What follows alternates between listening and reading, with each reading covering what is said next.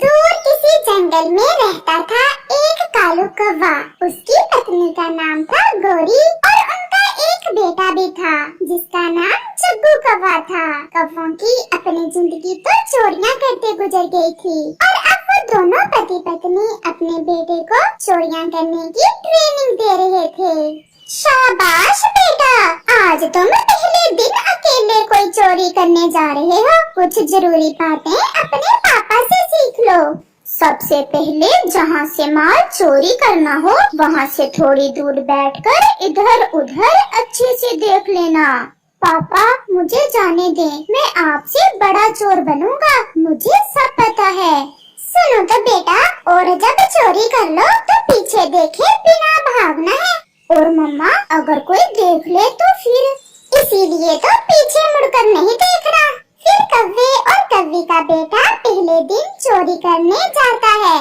वो जंगल में उड़ान लेता है और उसकी नजर तोते के घोंसले में जाती है जहाँ उसे मीठा और पका हुआ अमरूद दिखाई देता है। वो घोंसले से थोड़ा दूर बैठ जाता है और इधर उधर देखता है। लगता है यहाँ कोई भी नहीं है, मौका अच्छा है। और फिर वो सीधा तोते के घोंसले में जाता है। जग्गू कौवा तोते का अमरूद उठाकर भागने ही वाला था कि वहाँ तोता भी आ जाता है। ठहरो जरा, रुको, मैं देखता हूँ तुम कौन हो, चोर कहीं के। परंतु जग्गू वो अमरूद उठाकर भाग जाता है और तोता भी उसका पीछा करता है। फिर क्या था, जग्गू कौवा आगे आगे और तोता उसके पीछे पीछे। जग्गू जवान था इसलिए तोता उसे पकड़ नहीं पाता और थक कर एक पेड़ पर बैठ जाता है। कमबख्त, मेरी आंखों के सामने ही मेरा अमरूद चुरा कर ले गया और मैं पकड़ न सका चोर को। फिर वहाँ चिड़िया आ जाती है। अरे तोते भैया, आपकी सांस क्यों फूली हुई है, सब ठीक तो है ना?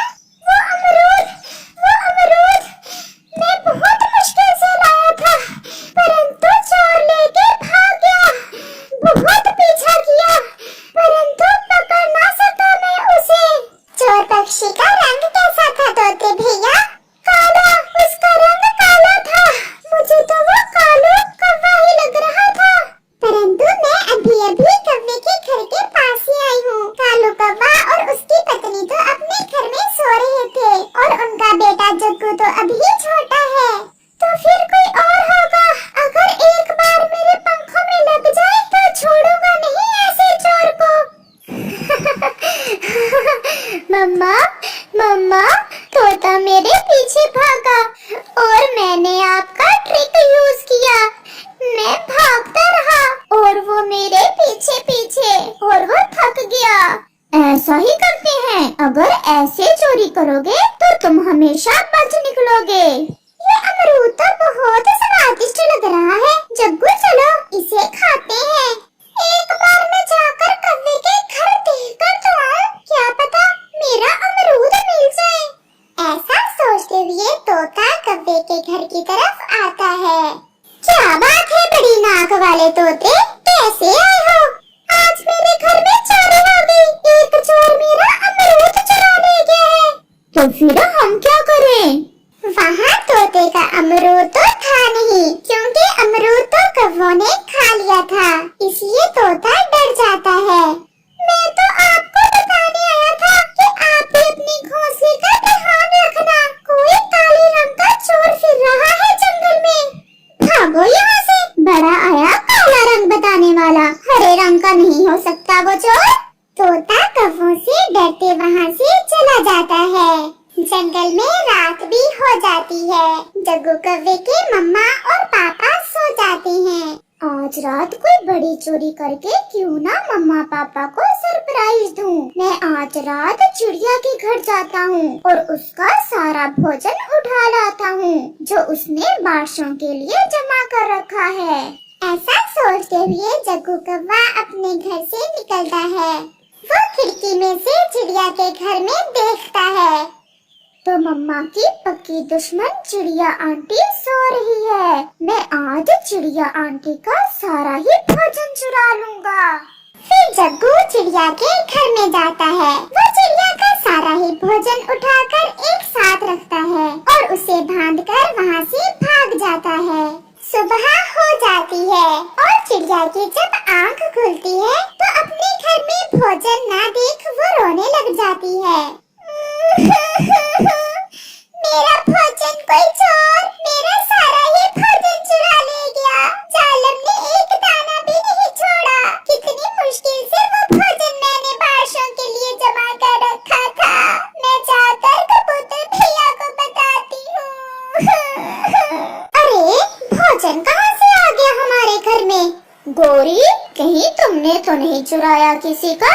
इतना भोजन कहाँ से आ सकता है? जग्गू कौवा जो रात जागता रहा था अभी तक सोया हुआ था। जग्गू उठो उठो जग्गू। जग्गू कौवा भी उठ जाता है। जग्गू, ये इतना भोजन कहाँ से आया? मम्मा मम्मा, जब रात आप सोए थे तो मैं चिड़िया आंटी के घर से चुरा कर लाया था। ओ तेरी, तुम तो जग्गू हमसे भी बड़े चोर बन गए हो।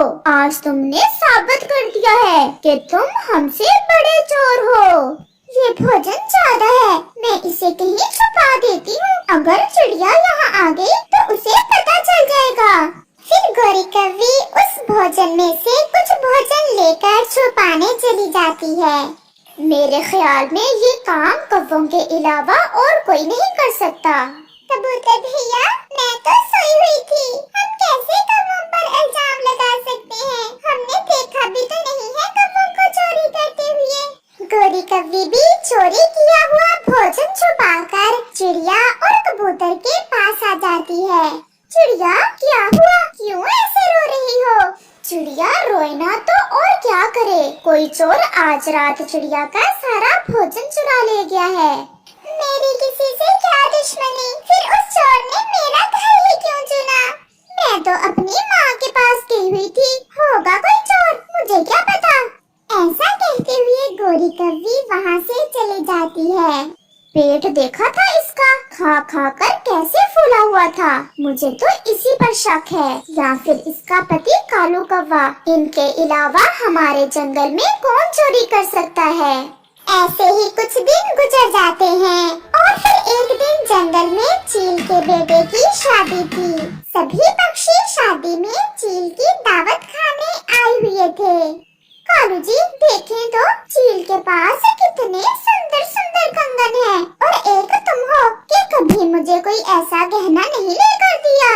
ये कंगन बहुत कीमती हैं। इतने पैसे मेरे पास नहीं कि मैं तुम्हें ऐसे कंगन लेकर दे सकूं। जग्गू बेटा अपने मम्मा पापा की बातें सुन रहा था, क्योंकि उसने नई नई चोरियां शुरू की थी, इसलिए उसे तो ऐसे काम करने में बहुत मजा आ रहा था। और फिर जब शाम को कौवा और कौवी अपने घर जाते हैं तो जग्गू अपनी मम्मा से कहता है, मम्मा मम्मा, आज रात मुझे अपने दोस्त से मिलने जाना है। दोस्त से मिलने जाना है या कोई नई चोरी करने? मेरा बेटा तो अब बड़ा चोर बन गया है। नहीं नहीं मम्मा, मुझे अपने दोस्त से मिलने जाना है, परंतु रात को घर से बाहर जाना मुझे कुछ ठीक नहीं लग रहा। पापा, आप भी तो कई बार घर से बाहर रहते हैं रात को। ऐसा कहते हुए जग्गू कौवा वहाँ से चला जाता है।